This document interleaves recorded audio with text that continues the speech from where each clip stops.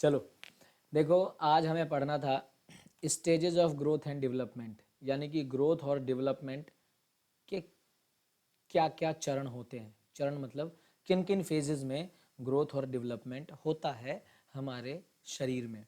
तो देखो, ये जो ग्रोथ और डेवलपमेंट के फेजेस हैं, ये अलग अलग लोगों के हिसाब से अलग अलग है,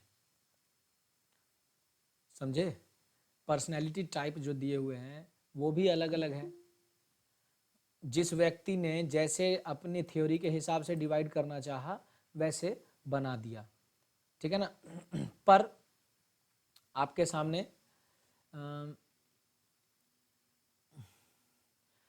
एक एक एवरेज, एक कॉमन क्लासिफिकेशन दिया हुआ है। कॉमन कॉमन क्लासिफिकेशन में इन्फेंसी यानी कि जन्म से 2 साल तक की उम्र को कहा जाता है। भाई किसी ने क्लासिफिकेशन दिया, जन्म से 1 साल को ही इन्फेंसी बताया, तो आप वो सब छोड़ के चलिए, जो अभी आपके बुक में है वो जानिए कि जन्म से दो, ये कॉमन है। कॉमन कई लोगों ने जो दिया उसका मिला जुला रूप है, ये मेल है उसका। तो जन्म से 2 वर्ष तक की उम्र को हम इन्फेंसी कहते हैं। इसमें जो ग्रोथ और डेवलपमेंट होता है वो अलग तरीके से होता है। ऐसे ही फिर चाइल्डहुड यानी कि बचपन जो है वो 2 से 11 साल तक की उम्र का है। जो शुरुआती बचपन है वो 2 से 6 साल है, और मिडिल बचपन 6 से 11 साल तक की उम्र का है, ठीक है। फिर है एडोलसेंस यानी कि जो युवावस्था आती है वो 11 से 20 साल तक का है। इसके बीच की उम्र को नॉर्मली हम टीन एज कहते हैं। टीन एज जिसमें 13, 14, 15, 16, 17, 18, ये जो टीन वाली उम्र होती है वो टीन एज, ठीक है।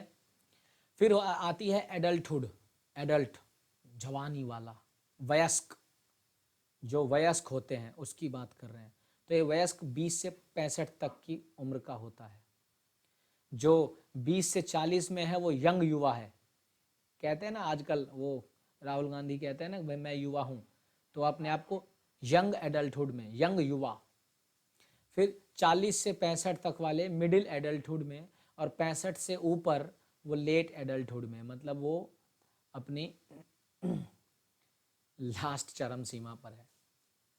तो इस तरीके से डिवाइड किया गया है mainly 4: infancy, childhood, adolescence, adulthood. समझे। Infancy, childhood, adolescence, adulthood. क्या? इन्फेंसी यानी कि जन्म, शैशवावस्था, जन्म जिसको कहते हैं ना शिशु, तो जन्म इन्फेंसी। दूसरा चाइल्डहुड, बचपन। तीसरा एडोलसेंस यानी कि यौवन अवस्था, और एडल्ट माने युवावस्था। यौवन और युवा अलग अलग है, ठीक है ना। एडल्ट माने हिंदी होती है वयस्क। तो इन्फेंसी, चाइल्डहुड, एडोलसेंस, एडल्टहुड, ठीक है। इन्फेंसी, चाइल्डहुड, एडोलसेंस, एडल्टहुड, ठीक है ना। इन्फेंसी 0 से 2 साल, चाइल्डहुड 2 से 11 साल, एडोलसेंस 11 से 20 साल, एडल्टहुड 20 से ऊपर, 65 उससे भी ऊपर, जहां तक जिंदा रह जाए। Is that clear? Tell me, is that clear for you? Yes, sir. Okay. Yes, sir. Yeah, I hope you all understood what I said. Yes, sir. Now there are different stages and their explanation is given below.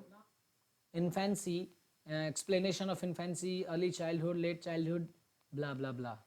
So let us discuss about their explanations. पूरा English बोलूँगा चलेगा? Yes, sir. Yes, sir. Yes, sir. तोड़ेगा। That's right.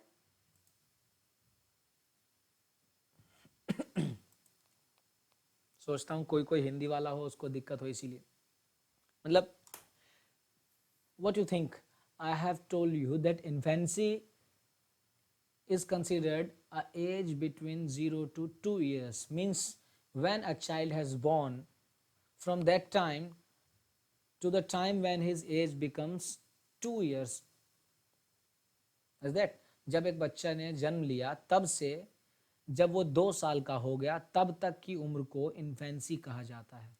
और इस समय there is a rapid growth in his brain and his body, मतलब उसके उसके शरीर में बहुत तेजी से ग्रोथ आता है, उसके दिमाग में तेजी से growth in brain size during the first 2 years, तेजी से ब्रेन साइज। ऐड देखा है टीवी पे, वो DHA का, हॉर्लिक्स का जो ऐड कहते हैं बच्चे के दिमाग का अधिकतम विकास 5 वर्ष की आयु तक हो जाता है, और वो सही बात कहते हैं।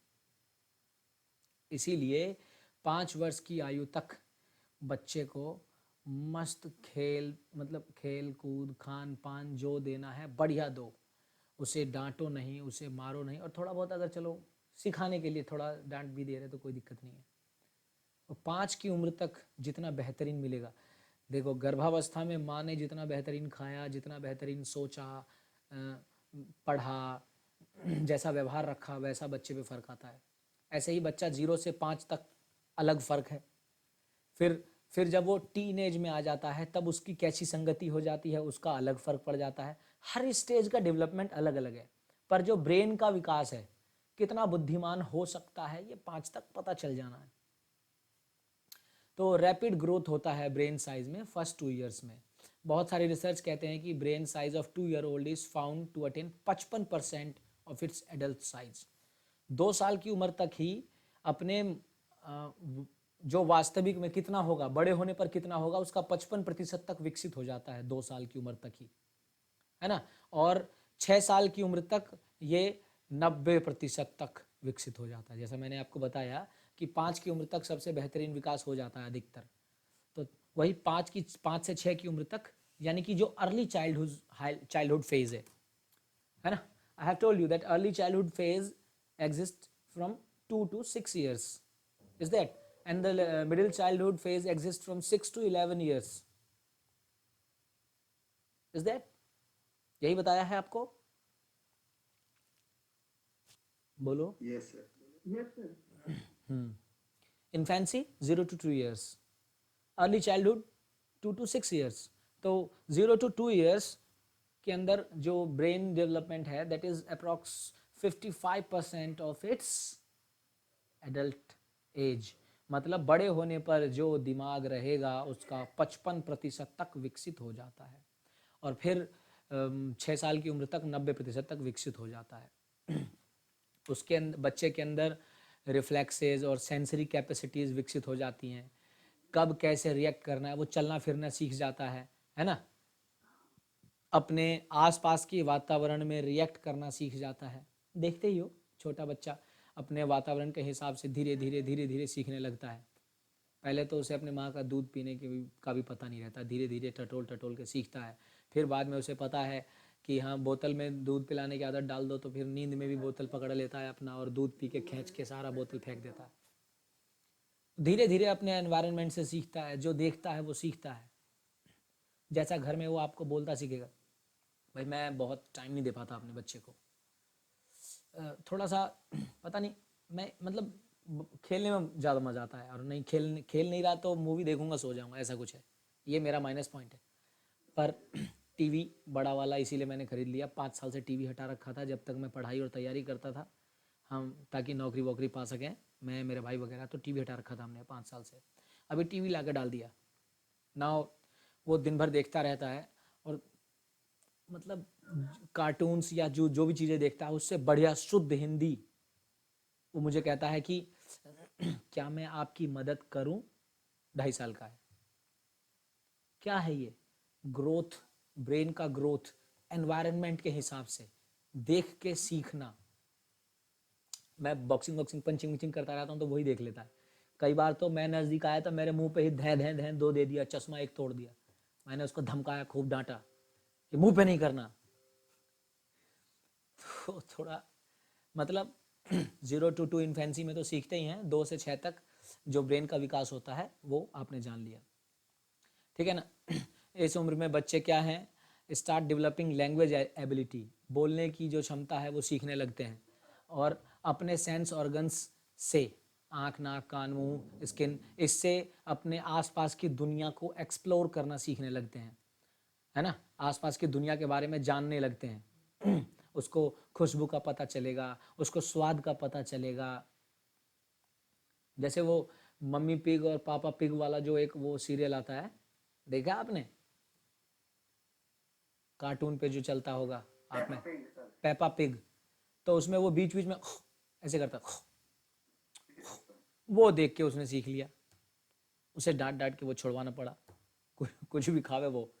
तो मतलब साउंड को सेंस करते हैं, एक्टिविटी को सेंस करते हैं, उस साउंड को सीखने लगते हैं, एक्टिविटी को सीखते हैं।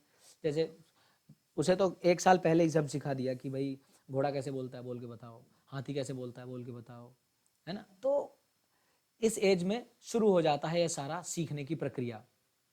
जो मतलब जो न्यूली इन्फेंट्स होते हैं, जो 2 तक की उम्र के होते हैं, वो ज़्यादा इमोशनल होते हैं, पर इस उम्र में उनका अपने इमोशंस पे कोई कंट्रोल नहीं होता, अपने इमोशंस पे कोई कंट्रोल नहीं होता, कब क्या भावना व्यक्त करनी है उनका कोई कंट्रोल नहीं होता। लेकिन जब वो 6 मंथ की एज पार कर लेते हैं, मतलब न्यूली इन्फेंट का मतलब 0 से 6 मंथ, और 6 मंथ की एज पार करने के बाद उनका साइको सोशल डेवलपमेंट होने लगता है, और धीरे धीरे वो अपना एक्सप्रेशन हंस के, गुस्सा होके, दुखी होके, चिल्ला के, चीख के, ऐसे वो एक्सप्रेशन व्यक्त करना सीखने लगते हैं, है ना। उनका मोटर डेवलपमेंट होने लगता है है ना। जैसे वो धीरे धीरे चलना सीखेंगे, है ना। पहले तो रेंगना सीखते हैं, फिर खड़े होकर चलना सीखते हैं, कूदना भी सीखते हैं, दौड़ना भी सीख लेगा, है ना। धीरे धीरे सीढ़ी पे चढ़ना भी सीख जाएगा, अब जाके सीढ़ी पे चढ़ना सीखा है उसने, वो भी हाँ सपोर्ट के साथ, है ना। तो ये इन्फेंसी की एज 2 साल की उम्र तक का ये डेवलपमेंट। फिर है, अरे ये टेलीग्राम पे कोई मैसेज भेज रहा है क्या दबा के, ये इतने मैसेज कौन भेज रहा है? ये अटेंडेंस है सर। जुड़े तो है नहीं, अटेंडेंस लगाते हैं, बताता हूँ इन्हें मैं कितने जुड़े हुए हैं अभी। जुड़े हुए 17 हैं और अटेंडेंस 20 पहुंच गई। अच्छा, बताता हूँ मैं अभी।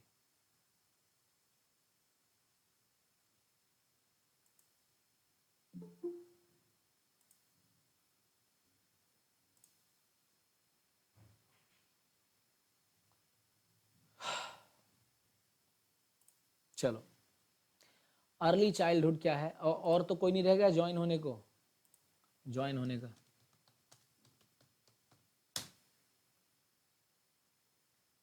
चलो पढ़ो भाई, अटेंडेंस होगा। अर्ली चाइल्डहुड की एज मैंने बताया 2 से 5 साल या 2 से 6 साल की जो एज है वो अर्ली चाइल्डहुड की एज है यानी कि शुरुआती वाला। और मैंने आपको बताया कि इसमें बच्चे का दिमाग कितना विकसित हो जाता है, लगभग 90% तक विकसित हो जाता है ना। ब्रेन तेजी से विकसित होता है, and child has better control over his physical movements, अपने फिजिकल मूवमेंट्स पे उसका बेहतर कंट्रोल होता है। जल्दी मतलब दौड़ना सीख जाएगा, कूदना सीख जाएगा, और अपनी मर्जी से, अपनी मर्जी से कि भाई अब उसे तेज दौड़ना है, अब उसे धीरे दौड़ना है, वो धीरे धीरे और कंट्रोल उसका अच्छा होता है, बैलेंस अच्छा होता चला जाता है ना।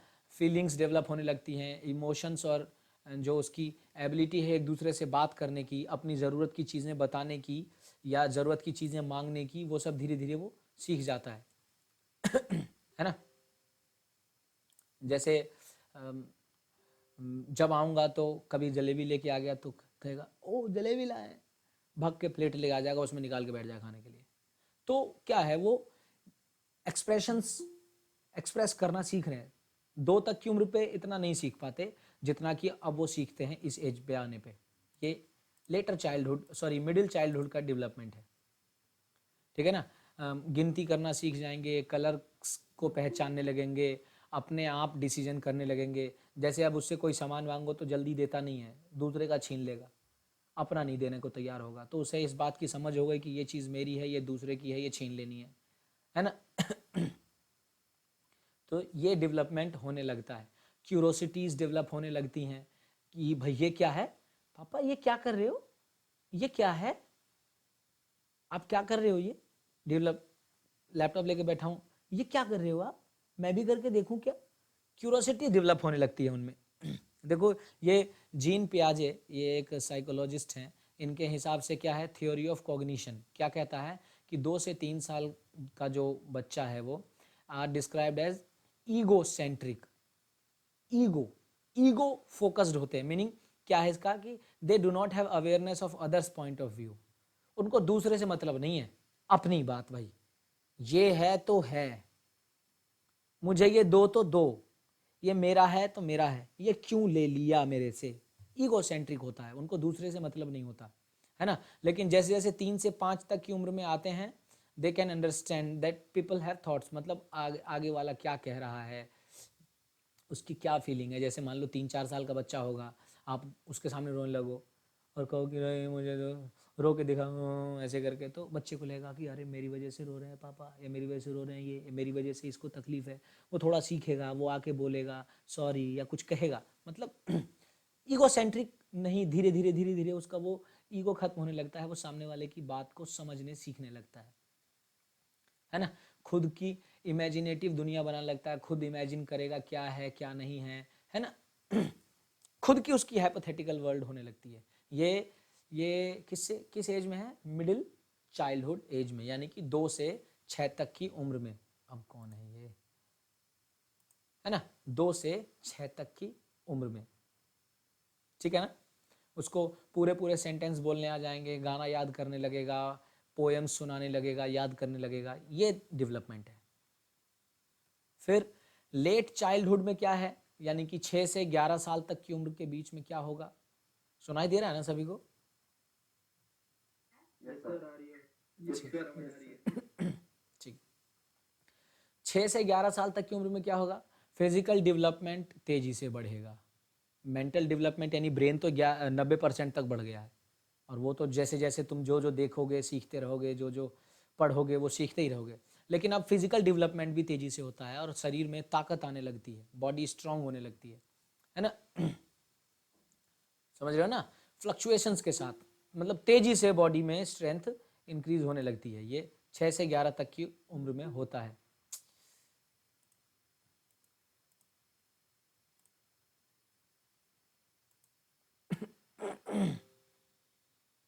समझे, one child can be in a completely different growth phase than another child whose exact same age। अब ये भी ध्यान रखने की बात है कि एक ही उम्र के बच्चे हैं तो जरूरी नहीं कि दोनों का बिल्कुल सेम फिजिकल डेवलपमेंट हो रहा हो एक ही तरीके से। वो कुछ बच्चों की लंबाई 8-9-10 की उम्र में ही तेजी से बढ़ रही होती है, दिखता है, समझ रहे हो, और कुछों की लंबाई 13-14 की उम्र में जाके तेजी से बढ़ती है। तो जरूरी नहीं कि सेम उम्र के हैं तो उनका डेवलपमेंट जो है वो बिल्कुल सेम तरीके से होगा, समझे। हाँ, अरे यार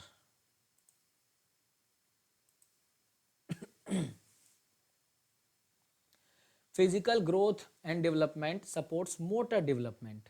तो जैसे जैसे उसकी लंबाई बढ़ेगी, उसकी ताकत बढ़ेगी, उसी हिसाब से उसका मोटर डेवलपमेंट होगा। मोटर डेवलपमेंट मतलब चलना फिरना कूदना, मतलब उसकी स्पीड, उसकी स्ट्रेंथ, उसकी फ्लेक्सिबिलिटी, उसकी एजिलिटी। पढ़ाया ना आपको सब स्पोर्ट्स ट्रेनिंग में, बोलो पढ़ाया कि नहीं?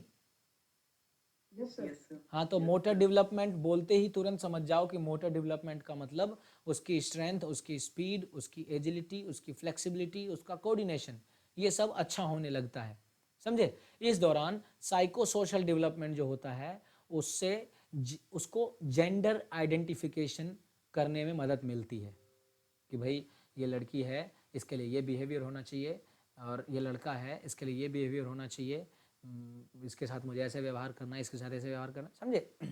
और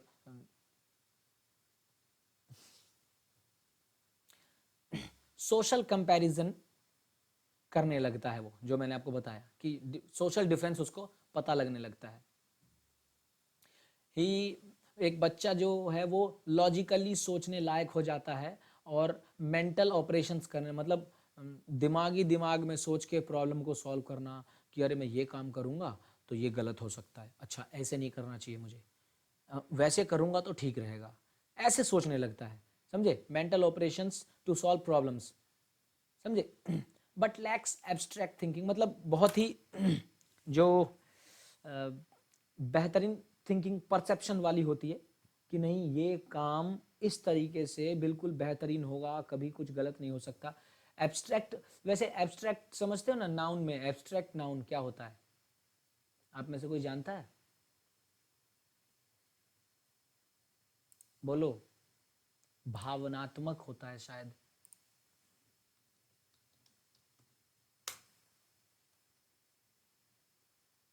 विचार या कल्पना में, ना कि कोई भौतिक वस्तु, समझ रहे हो ना। कल्पनात्मक, एब्स्ट्रैक्ट नाउन। तो एब्स्ट्रैक्ट थिंकिंग उसकी नहीं होती है, पर मेंटल थिंकिंग जो है उसकी, लॉजिकल थिंकिंग, न्यूमेरिकल थिंकिंग बढ़ने लगती है। किस उम्र में? 6 से 11 की उम्र में। इसीलिए अगर माँ बाप बच्चे का फोकस करते हैं 6 से 11 की उम्र में, उसको ज़्यादा मेंटल लॉजिकल ऑपरेशंस करवाते हैं। लॉजिकल ऑपरेशन का मतलब, ऑपरेशन का मतलब काम, ऑपरेशन का मतलब चीरा मत समझ लेना, है ना। उसको ज़्यादातर मैंने देखा है पेरेंट्स को, बच्चे को वैदिक मैथ में डाल देते हैं उस उम्र में, तो वो कैलकुलेशन बहुत ज़्यादा बढ़िया सीखने लगता है ना। या फिर एबैकस वगैरह में डाल देते हैं, एबैकस क्लासेस वगैरह में, तो उसकी मैथ्स की जो प्रॉब्लम सॉल्विंग है कैपेसिटी वो बढ़ जाती है। या खुद ही घर में इन चीज़ों पे फोकस करते हैं तो और अच्छे से प्रॉब्लम सॉल्विंग कैपेसिटी बढ़ जाती है। जो ये एडोलसेंस का एज होता है, ये क्या है? ये भी एक बहुत इंपॉर्टेंट स्टेज होता है, क्योंकि इस समय बहुत सारे बदलाव होते हैं, बहुत ही heavy physical change, heavy mental change, heavy social change, emotional change, सब बहुत तेजी से होता है और बहुत अचानक होता है, समझे। क्योंकि ये जो एज होती है, इस एज को हम प्यूबर्टी की एज बोलते हैं। इसमें हार्मोनल चेंजेस बहुत तेजी से होते हैं, है ना। हार्मोनल बदलाव बहुत तेजी से होते हैं। देखो लिखा है, adolescence is marked with onset of puberty. युवावस्था जब शुरू होती है उसको हम एडोलसेंस कहते हैं, और यही टीनेज की उम्र है, 13, 14, 15, 16, 17, 18, 19, है ना। तो इस एज में क्या है, देखो लड़कियां तो 10 या 11 की उम्र से, 11 की उम्र से प्यूबर्टी में आ जाती हैं।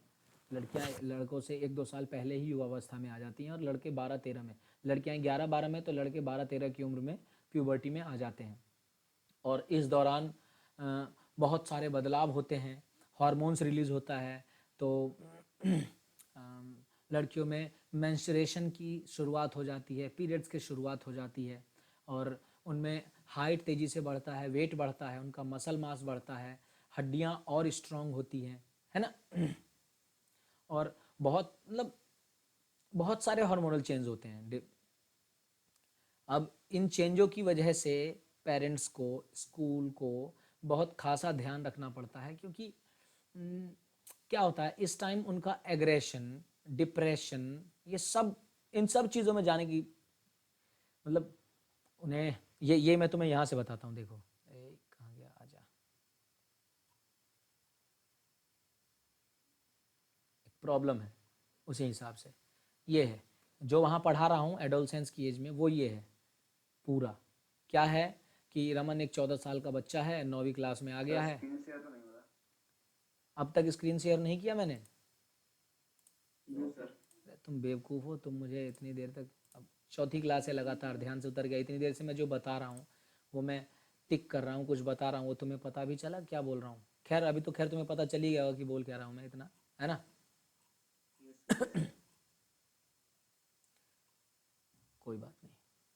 तो देखो क्या है कि एडोलसेंस की एज में क्या होता है। देखो मैंने ये तो बता दिया कि फिजिकल बदलाव बहुत तेज़ी से होता है, हार्मोन्स तेज़ी से रिलीज होते हैं, बाल आने लगेंगे मूंछ पे, दाढ़ी पे, आवाज़ मोटी लड़कों की, लड़कियों की आवाज़ पतली होने लगेगी, है ना। मेंस्ट्रुएशन स्टार्ट हो जाएगा लड़कियों में, लड़कों में स्पर्म फॉर्मेशन शुरू हो जाएगा, ये सब बदलाव होने लगते हैं, ठीक है। और क्या है देखो, और क्या साइकोलॉजिकल क्या बदलाव हो रहे हैं। देखो रमन क्या है, 14 साल का बच्चा है, 9वीं क्लास में आया अभी, और उसने नोटिस किया है कि उसकी बॉडी में कुछ फिजिकल बदलाव हो रहे हैं, जिसके कारण वो थोड़ा अपने पे ज़्यादा ध्यान देने लगा है, अपनी लुक पे थोड़ा ज़्यादा ध्यान देने लगा है, और वो ज़्यादा प्राइवेसी रखता है घर में। और जैसे वो हमेशा अपना दरवाज़ा बंद करके बैठना चाहता है, मतलब बाथरूम में भी जब घुसता है तो पूरा दरवाज़ा बंद कर लेता है, फ़ोन कॉल भी बाथरूम में घुस के या घर के दरवाजे बंद करके अटेंड कर रहा है वो, है ना।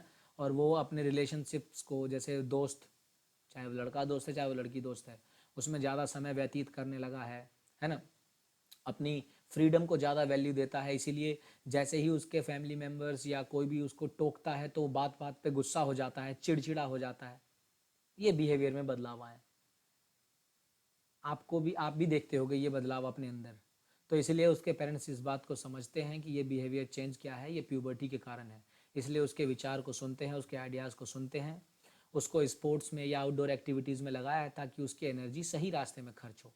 तो ये जो बदलाव हैं, साइकोलॉजिकल बदलाव, ये किस एज में होते हैं? ये एडोलसेंस की एज में होते हैं, है ना?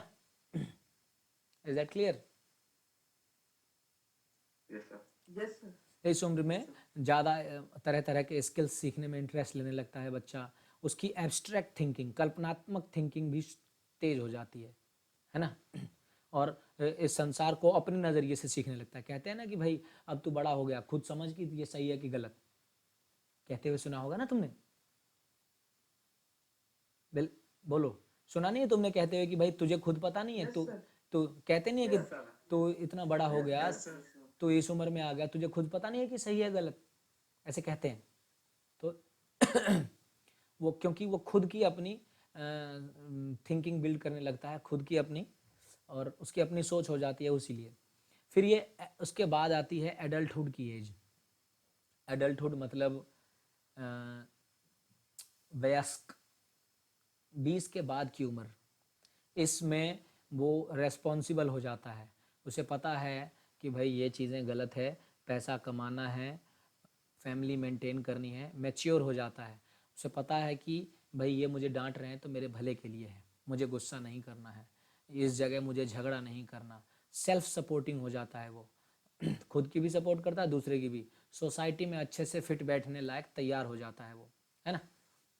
तो भाई सारी चीज़ें एकदम से नहीं आ जाती, 20 की उम्र पार करते ही नहीं आ जाती। फिर वो धीरे धीरे सीखने लगता है, 20, 21, 22, 25, 27, इस एज में आते आते आते आते उसे समझ में आने लगता है कि भाई समाज में कैसे अपने आप को एडजस्ट करना है, कैसे कमाना है, कैसे घर मेंटेन करना है। धीरे धीरे सीखने लगता है, समझे? क्योंकि इसीलिए तो अर्ली एडल्टहुड और मिडिल एडल्टहुड उम्र दी गई है। अर्ली एडल्टहुड मतलब 20 से 40 तक की उम्र।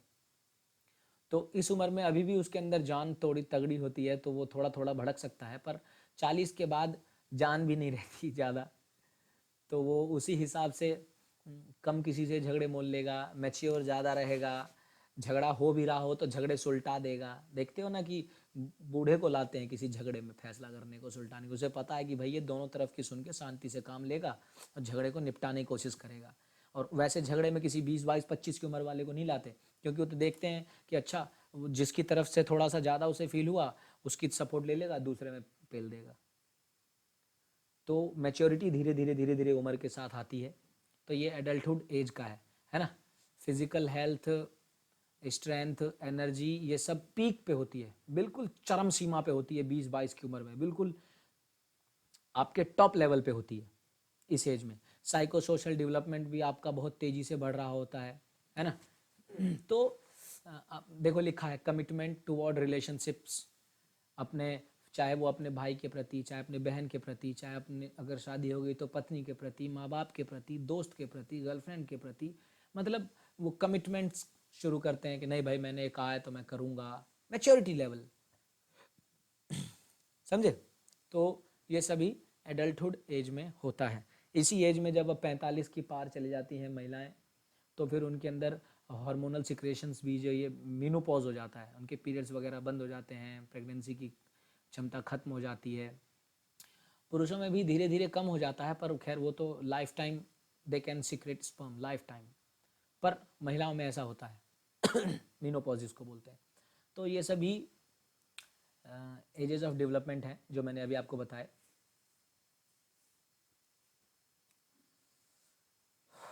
तो अगर स्पोर्ट्स के हिसाब से देखें तो क्या डेवलपमेंट कैरेक्टरिस्टिक्स होना चाहिए? 9 साल से कम उम्र तक फन फेज होना चाहिए, मज़ा दो बच्चे को, खेलो भाई, खेल कूद जो है ज़िंदगी में, जो मज़ा ले रहे ले। कहते हैं ना कि बचपन है इसका, बचपन को अच्छा गुजरने दे, बचपन बर्बाद मत कर। सरकार भी इसीलिए 14 साल की उम्र तक के बच्चों को फ्री शिक्षा, खाना, मिड डे मील वगैरह प्रोवाइड करती है, ताकि इसका बचपन अच्छा बीत सके। क्योंकि जिसका बचपन बढ़िया रहता है वो उसी हिसाब से फिर आगे भी बढ़िया जाता है। बचपन संघर्ष, कठिनाई, पेट पालने में बीत गया तो फिर उसका आगे का जीवन, क्योंकि बचपन में वो कुछ सीख ही नहीं पाया, फिर वो आगे वो अपना सारा जीवन पेट पालने में ही बिता देगा।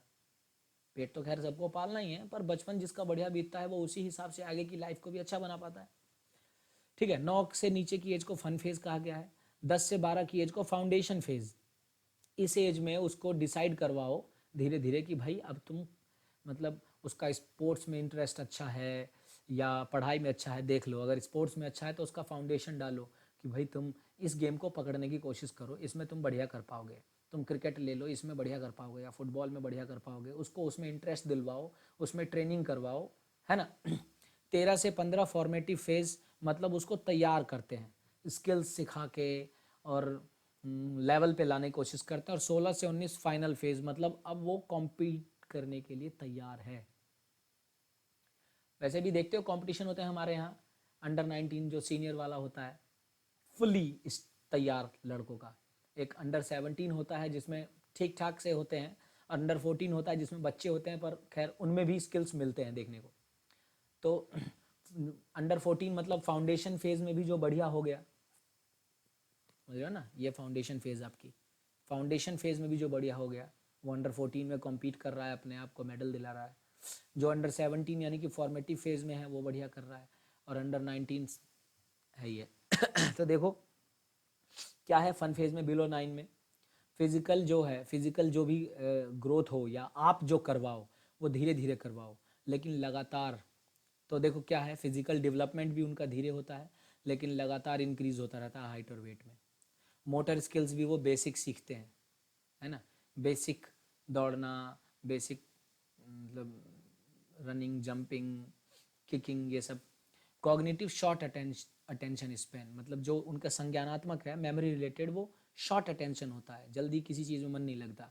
Psycho social sensitive to criticism, मतलब नकारात नकार दो उन्हें, ये पसंद नहीं आता उस एज में। आप क्रिटिसाइज कर रहे हैं, ये क्या, ये तुम कर रहे हो, हाँ मुझे पसंद नहीं है, उनको दिमाग पे असर पड़ने लगता है इस चीज़ का। तो क्रिटिसिज्म के लिए सेंसिटिव होते हैं वो।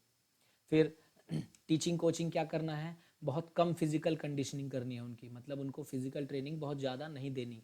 और प्लान जो हो फन ओरिएंटेड हो, मतलब मज़ा आए उनको। ऐसी एक्टिविटीज़ जैसे मैंने आपको बताया था उस दिन कि 9 से कम उम्र के बच्चों को, प्राइमरी वाले बच्चों को कैसे कराते हैं, सैक रेस, बोरी में डाल के और फिर कूदते कूदते कूदते कूदते रेस करनी है, या लेमन नींबू को चम्मच में डाल के रेस करनी है, या भागते भागते सुई में धागा लगा के रेस करनी है। उससे क्या है, फन, मतलब फन आता है उनको और एक्टिविटी हो ही रही है ना। तो स्ट्रेस फ्री एटमॉस्फेयर देना है बिना तनाव के, और वैराइटीज़ डालनी है खेल में इस तरीके से। और 10 से 12 की एज में क्या है, जो ग्रोथ है वो तेज़ी से बढ़ने लगता है, क्योंकि प्यूबर्टी की एज की शुरुआत होती है। मोटर डेवलपमेंट भी अलग लेवल पे होने लगता है। परसेप्शन और लॉजिकल रीजनिंग उनकी बढ़ने लगती है। परसेप्शन मतलब आगे की बात सोचना, और लॉजिकल मतलब तर्क से कि ये गलत है ये सही, ये उनका इंक्रीज होने लगता है। और साइको सोशल में उनका कॉन्फिडेंस लेवल बढ़ने लगता है, और वो खुद को दूसरों से तुलना करके बेहतर बनाने लगते हैं। ठीक है। टीचिंग को कोचिंग कैसे होनी चाहिए, उनकी फिजिकल एक्सरसाइज जो हो वो थोड़ी कम इंटेंसिटी की हो, मतलब करवानी चाहिए पर थोड़ी कम इंटेंसिटी की, और स्किल्स सिखाने पे फोकस करना चाहिए, है ना। और छोटे छोटे छोटे स्मॉल साइडेड गेम्स, छोटे छोटे गेम्स करवाने चाहिए, और जीतने और हारने पे ज़्यादा फोकस नहीं करवाना चाहिए उनको, है ना। पॉजिटिव फीडबैक देना चाहिए कि भाई ये ठीक है, आज तुमने बहुत बढ़िया खेला, कहते हैं ना बच्चे को, बस अरे कोई बात नहीं, कोई बात नहीं, हार गए तो कोई बात नहीं, चलो अच्छा खेले तुम, आज तो बहुत बढ़िया किया तुमने यार, मज़ेदार। जैसे अब स्कूल में हम बच्चे खेलते हैं,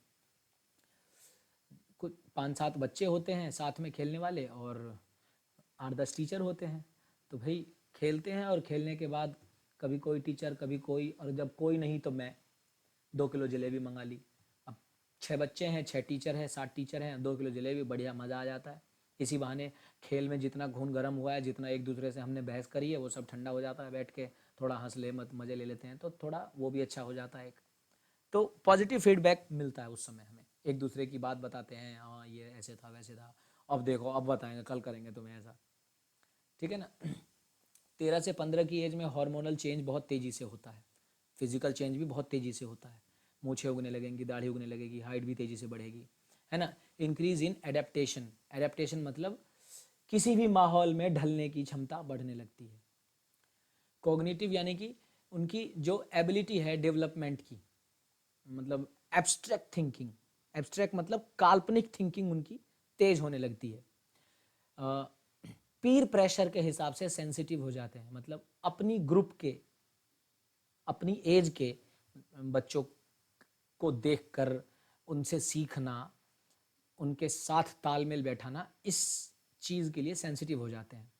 और हाई लेवल ऑफ क्रिटिसिज्म होता है उनके अंदर, मतलब इस उम्र में अगर उनको ज़्यादा नेगेटिव बात बोलो, ज़्यादा नकारो, तेरे पे नहीं हो सकता, तू क्या कर रहा है, तू बेकार है, तू नकारा है, तो उनके दिमाग में बहुत ज़्यादा प्रभाव छोड़ती है, तो नहीं करना चाहिए उतना। और सेल्फ सेंटर्ड होते हैं, खुद पे ज़्यादा फोकस रहता है। टीचिंग में क्या है, उनको ट्रेनिंग दो बढ़िया, ताकि उनकी फिटनेस बढ़िया हो सके, स्पीड, स्ट्रेंथ वगैरह। मैंने आपको वीडियो बना के भी दिया है कि भाई 14-15 की एज में भी आप वेट ट्रेनिंग कर सकते हैं, इस बात पे पूरी वीडियो बना के दी है आपको है ना। उनकी प्रैक्टिस करवाओ, मैच वैच में उतारो। 13 से 15 की उम्र में मैच वैच खिलाना चाहिए उनको, टैक्टिस और स्ट्रेटजी बनाने के तरीके सिखाने चाहिए, है ना। और लंबी ट्रेनिंग और थोड़ा हैवी ट्रेनिंग करने की आदत डालनी चाहिए, है ना। और खुद का डिसीजन बनाने की क्षमता भी डालनी चाहिए। दिखाई दे रहा है ना सभी को, समझ रहे हैं सभी? Yes sir. Yes, sir. 16 से 19 की एज में क्या है, ऑल राउंड डेवलपमेंट होना चाहिए उसका, जिम वगैरह करे, ड्रिल्स वगैरह करे, जो भी है। देखो यहाँ बुक भी लिख रही है मोटर स्किल्स कैसा है, ऑटोनॉमिक, मतलब जितनी मेहनत करेगा उस हिसाब से सीखता जाएगा अपने आप ही। अब मेहनत ज़्यादा करवा रहे हो, अपने आप करेगा ये, ठीक है ना। जो भी स्किल्स सीखी हैं उसको सुधारेगा, रिफाइन करेगा, खुद सीखने लगता है बंदा, किसी को कॉपी करके और फिर उस पर महारत हासिल करने लगता है बंदा, ठीक है ना। एब्स्ट्रैक्ट रीजनिंग उसकी और ज़्यादा अच्छी होती है। इमोशनल ऑटोनॉमी, मतलब खुद का भी इमोशनल लेवल उसका बहुत बेहतरीन होने लगता है। और पॉजिटिव और नेगेटिव, मतलब पॉजिटिव और नेगेटिव डिसीजन, पॉजिटिव और नेगेटिव इमोशन, उन सभी चीज़ों को समझने की क्षमता आ जाती है उसमें। देखते ही हो आप, जो भी आप में से 16 से 19 की एज का होगा। टीचिंग कोचिंग कैसे होनी चाहिए, उसको बहुत हैवी ट्रेनिंग के लिए तैयार करना चाहिए, बहुत हैवी ट्रेनिंग के लिए, है ना। और मोटर परसेप्चुअल एबिलिटीज़ उसकी डेवलप होनी चाहिए। टैक्टिकल एक्चुअल गेम खिलाओ उसको, बढ़िया लेवल पे पार्टिसिपेट। देखते हो ना 16 की उम्र वाले जा जाके नेशनल कंपटीशन में पार्टिसिपेट करते हैं, तो इस लायक हो जाते हैं वो, है ना। और ट्रेनिंग के दौरान भी डिसीजन मेकिंग करने के लिए उनको छूट मिलनी चाहिए कि भाई ये ट्रेनिंग कर रहे हैं तो उस ट्रेनिंग में उनकी खुद की डिसीजन मेकिंग होनी चाहिए। इतनी ट्रेनिंग करनी है, इतनी ट्रेनिंग नहीं करनी है ना, उनकी खुद की डिसीजन मेकिंग होनी चाहिए। और इंडिविजुअल रोल्स उनको दो, उसको उसका काम बताओ, ये तेरा काम है, इस पे तुझे अपने आप को रेडी करना है, इस पे तुझे महारत हासिल करनी है। लीडरशिप सिखाओ, रेस्पॉन्सिबिलिटीज बताओ, इस एज में हो सकता है, ठीक है ना। तो ये स्पोर्ट्स के थ्रू रहा। बिना स्पोर्ट्स के मैंने आपको पहले बता दिया कि 0 से 2 साल का बच्चा कैसे रिएक्ट करता है, कैसे सीखता है। 2 साल से 6 साल का बच्चा जो है वो कैसे रिएक्ट करता है, कैसे सीखता है। 6 से 11 का कैसे रिएक्ट करता है, कैसे सीखता है। 11 से 20 का कैसे करता है, और 20 के ऊपर के कैसे करते हैं, वो वैसे बता दिया आपको। और स्पोर्ट्स के थ्रू जो दिया था वो भी बता दिया आपको, ठीक है ना। क्या है, क्या लिखा है, infancy stage is the age group 4। बोलो आंसर, बोलो इसका जल्दी। 0 to 2. 0 to 2 years। फिर change in memory and perceptions are indicators of, memory और परसेप्शन में चेंज है, ये किसका किस डेवलपमेंट का इंडिकेटर है, बोलो। Mental development. मेंटल डेवलपमेंट का। पीर इंटरेक्शन एंड रिलेशनशिप रिफ्लेक्ट्स कैसा, group dynamics, physical growth, moral value, emotional development, बोलो। पीर इंटरेक्शन, बोलो। Sir, first. फर्स्ट होगा या इमोशनल डेवलपमेंट होगा? सर फर्स्ट होगा ग्रुप। अपने साथ वाले लोगों का, और पीर interaction and relationship, emotional development ना, इमोशनल। वैसे तो इमोशनल डेवलपमेंट छोटी उम्र से ही करने लगता है बच्चा, पर बढ़िया डेवलपमेंट जो है वो ऐसे। चलो खैर, concept of growth and development का करो। वैसे एक सेकंड देख लें क्या ग्रुप डायनामिक्स क्या होता है। GROUP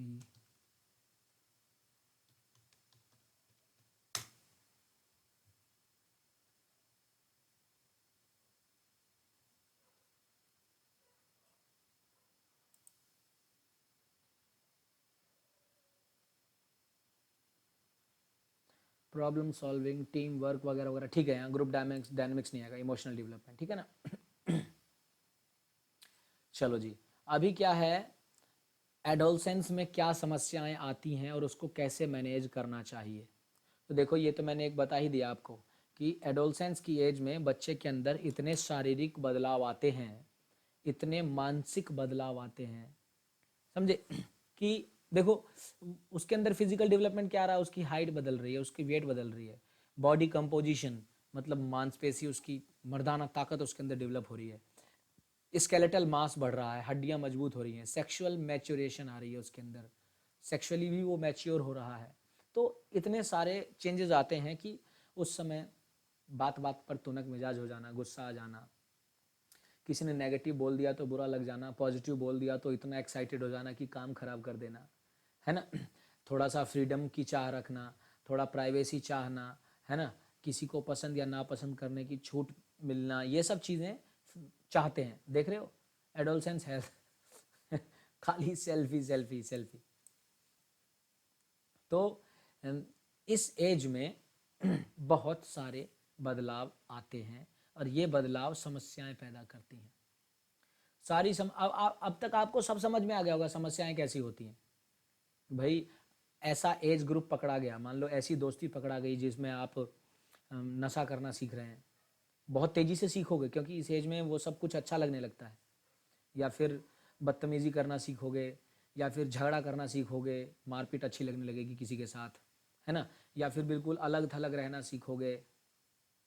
ट्रेंड बना दिया था कि ऐसे सिंगल ही बढ़िया हैं, ट्रेंड बनाया था कि हम तो सिंगल ही बढ़िया हैं रिलेशनशिप से वालों से। मतलब ये सब क्या है, ये प्रॉब्लम्स जो डेवलप होती हैं इस एज में।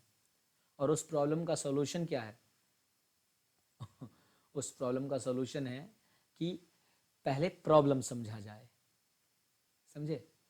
उस प्रॉब्लम का सॉल्यूशन है कि पहले प्रॉब्लम समझा जाए कि आखिर प्रॉब्लम किस चीज से है, और जिस चीज से प्रॉब्लम है उसका फिर सॉल्यूशन देखा जाए। अगर पीर ग्रुप से प्रॉब्लम है तो हमें फोकस करना होगा कि ऐसे पीर ग्रुप के साथ ना रखें या ऐसे पीर ग्रुप से बचाएं ताकि वो बुरी आदतों को ना सीखे। अगर देख रहे हैं कि घर में ही वो बहुत लड़ता है, घर में ही बहुत झगड़ता है, एग्रेसिव हो जाता है बात बात पे, कुछ उसको अच्छी बात कहो तो बिदक जाता है, झगड़ा करने लगता है, कोई काम कहो तो करने को मना करता है, तो क्या है, प्यार से ट्रीट करने की कोशिश करनी है कि भाई तेरे भले के लिए कह रहे हैं। एक बार जैसे मैं हूं, अगर मैं और कोई छोटा है और मैंने उसको कहा है कि भाई ये काम मत कर, ये मत कर, सुनना, ये मत कर, क्या कर रहा है ये, बार बार समझाया है तुझे करने को फिर भी उसी काम को करता है, एक हफ्ते में सही कर दूंगा मैं तुझे। अपने घर में ऐसा कहता हूं मैं तो, जैसे देखते हो 11वीं 12वीं वाले बच्चों को बहुत ज़्यादा मारने की कोशिश नहीं करता मैं, क्योंकि मुझे पता है कि वो मेंटली इमोशनली अनइंस्टेबल है इस कंडीशन में। कब उसे बुरा लग जाए और वो छत से कूद जाए, या कब उसे बुरा लग जाए और वो चक्कू लेके मेरे पीछे पड़ जाए। भाई चलो मैं संभाल लूंगा अपने आप को, या वो मेरे से ताकतवर नहीं है तो मैं उसको पलट के पीट दूंगा या ठीक कर दूंगा, उसको खुराक उसको सही दे सकता हूँ। पर अगर वो छत से कूदने को तैयार हो गया मेरी बातों को सुन के, तो मेंटली अनस्टेबल है वो। अब अनस्टेबल का मतलब मैं पागल नहीं कह रहा किसी को, पर मैं कह रहा हूं कि इस समय उसका आक्रामक हो जाना या इतना भावुक हो जाना कि वो सुसाइड कर ले, क्योंकि केसेस हुए ना भाई, ऐसे बहुत से केसेस हुए जिसमें रिजल्ट में फेल देख के सुसाइड कर लिया, या फिर बच्चे को डांट दिया तो जाके वो नदी में कूद गया।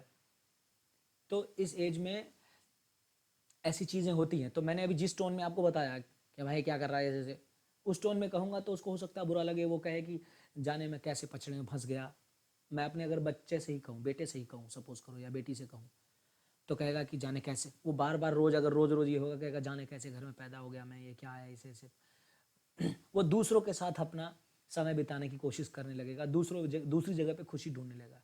लेकिन वही मैं उसे ऐसे कहूँ कि देखो ये गलत है, मैं अपने जीवन के तजुर्बे से बता रहा हूँ कि ये काम गलत है, इसे मत करो। बाकी तुम अपने आप भी इसको चेक करके देख लो, अगर तुम्हें लगे कि हाँ भाई गलत कर रहा हूँ, तो फिर आके मुझसे बात करना। और फिर जब वो बच्चा वो उस काम को करेगा और देखेगा कि नहीं भाई ये गलत हुआ, सपोज करो उसने उस काम को शुरू किया और वो गलत हो गया, तो गलत होने पे ऐसे नहीं करना कि मैंने कहा था तुझे कि ये काम कर रहा है गलत होगा, और दो लगा दी इसमें, मैंने कहा था गलत होगा, फिर भी माने तेरी ऐसे जिले पेलना शुरू। उस कंडीशन में वो और मोरली टूट जाएगा और जाने क्या कर बैठे। लेकिन अगर कोई काम उसने किया और वो गलत हो गया, और मैं पहले भी कह रहा था कि भाई ये गलत है मत करियो, ध्यान रख, तो उस कंडीशन में फिर मैं क्या कहूँगा, देखा कहा था ना मैंने कि गलत हो जाएगा, चल ज़्यादा दिमाग मत लगा, ध्यान रखा कर कि मैं अपने तजुर्बे से ये काम कहता हूँ, ये जो बातें बता रहा हूँ ये अपने तजुर्बे से बता रहा हूँ मैं, और मेरी बातों को सुना कर। तो जब मैं उसको ऐसे बोलूँगा, समझाऊंगा, और फिर मैं उसके गलत को ठीक करने में उसकी मदद करूँगा, चल कोई बात नहीं, ये तूने जो किया ये गलत है, कोई बात नहीं, अब आगे से मत करियो, मैनेज करते हैं। तो उसको लगेगा कि नहीं नहीं यार ये इन्होंने ठीक कहा था, और मुझे ऐसा नहीं करना चाहिए, और वो फिर मेरी बातों को सुनने लगेगा। समझ रहे हो इस बात को? Yes, sir. Yes, sir.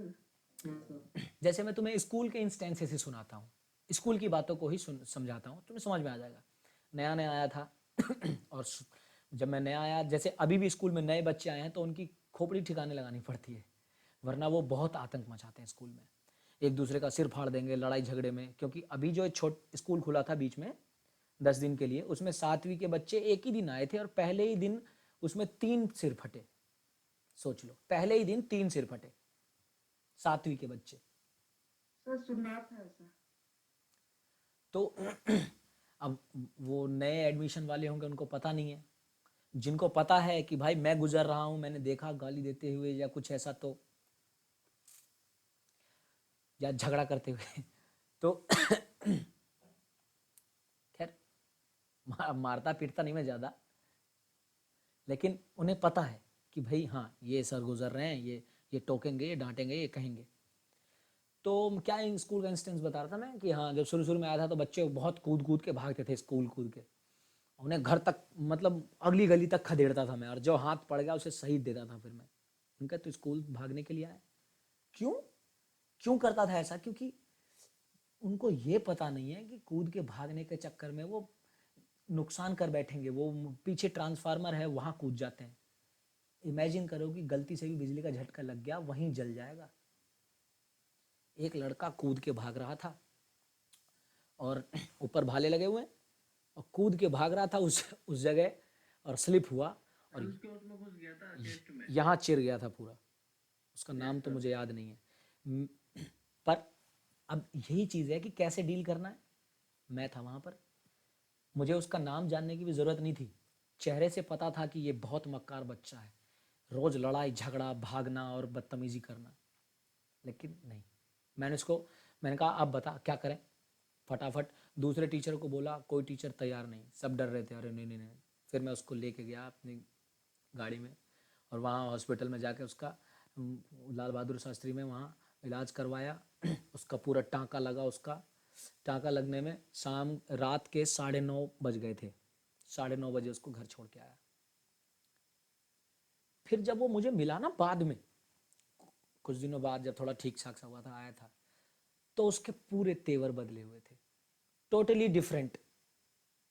उसे पता चल गया कि भाई मैं क्या हूँ, मैं डांटता हूँ गलत करने पे तो उतना ही प्यार भी देता हूँ, क्योंकि मुझे पता है कि भाई इस एज में कैसे स्टेबल करना है। यही तो इस चैप्टर में है, साइकोलॉजी, कैसे उसको डील करना है ताकि वो मतलब पढ़ लिख के कलेक्टर बने ना बने, जेंटलमैन बन जाए, बुरी आदतों से बच जाए। मेरे स्कूल का बच्चा, कई केसेस हैं। एक बच्चा स्कूल में दारू पी के आया, झगड़ा करने लगा, बदतमीजी करने लगा, मैंने उसको कैड़ा लेके बैठाया, मैंने पुलिस को बुलाया क्योंकि स्कूल ड्रेस में नहीं था। अब वो हाथ पाँव जोड़ने लगा कि सर सर ऐसे ऐसे, उसके पास पैसे थे और फुल्ली कंफर्म था कि ये पैसे कहीं से चुरा के लाया है, मुझे कंफर्म था। लेकिन भाई बिना जाने मैं 100% श्योर नहीं हो सकता, 90% कंफर्म था। तुरंत उसके घर वालों को भी फ़ोन करके बुलाया, पुलिस वाले आए। तो पुलिस वालों ने देखा कि भाई हाँ ऐसी ऐसी बात है। मैंने कह दिया इसके पास पैसे भी मिले थे। तो पुलिस वालों को तो रहता है कि भाई पैसे मिले थे तो पैसे तो भाई बना लें, 3,500 4,000 रुपये के आसपास थे। पर मेरा दिमाग खटका, मैंने कहा कि इसके पास से 500 रुपये मिले और बाकी पैसे उसके घर से उसकी शायद भाभी आई थी या जो भी आई थी, भाभी आई थी शायद, बाकी पैसे उसकी भाभी के हाथ में दे दिए मैंने कहा ये पैसे इसकी जेब से मिले हैं, खुद पड़ताल कर लेना कि चोरी करके लाया है क्या है ये। और पुलिस वालों को कहा कि 500 रुपये इसके पास मिले हैं। पुलिस वाले तो ले जाते और उससे पैसा ले ऐंठ के ले, वही काम है उनका, छोड़ देते उसे आगे पैसा ऐंठ के उससे। बाहर निकलते निकलते भी 500 उससे ले लिए। उसने मुझे बताया, मैंने उसको समझाया, मैंने कहा देख पैसे भी जाते तेरे और तू आगे भी पचड़े में पड़ता, क्योंकि तू 18 से ऊपर का हो चुका है, 12वीं का बच्चा था, 18 से ऊपर का हो चुका था वो। और 18 से ऊपर को फिर रियायत नहीं मिलती, चाहे वो 12वीं में हो। ऐसे क्या 12 20 साल का बच्चा 12वीं में पढ़ता रहेगा तो क्या रियायत मिलेगी। उसके बाद से उसका रवैया बदल गया। वो समझ गया कि नहीं ये काम गलत है, मुझे आगे ये ऐसी बदतमीजी नहीं करनी है, क्योंकि साइकोलॉजिकल ट्रीटमेंट दिया मैंने। इसीलिए स्कूल में जब मैं अपने रौद्र रूप में होता हूं तो सबसे ज़्यादा मुझसे नफरत भी करते हैं बच्चे और सबसे ज़्यादा प्यार भी करते हैं, क्योंकि मुझे पता है कि अब इसको साइकोलॉजिकल ट्रीटमेंट कैसे देना है।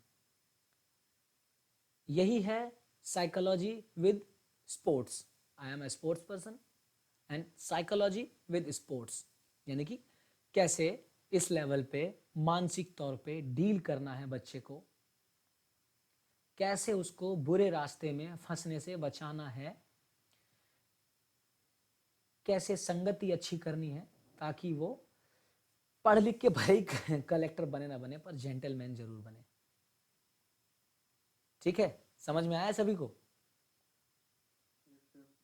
Yes sir. चलिए बाकी तो आप लोग तो बहुत ऐसे हैं जो नए एडमिशन